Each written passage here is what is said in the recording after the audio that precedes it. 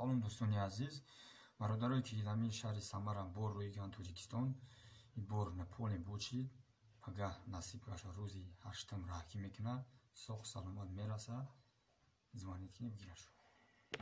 Салом дӯстони азиз, бародарое ки Тоҷикистон бор рӯи карде, даъка Али фура рӯзи сешанбе раҳкӣ мекунад, иншоаллоҳ 10-12 рӯда мераса. Соҳиботва занг бизанед, бародаро боротва соҳ саломат мерасона бигирешу. Як фура гаш истодагия дар бараш метуне педа иш бор кардан гиред.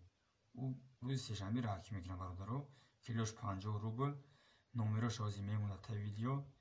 Ака Аброр нум дора, фураш ништиягай, бор мене, холодильник, стиральная машина, любой чиз, велик, мопед, ҳамаш чах-чах мекуне.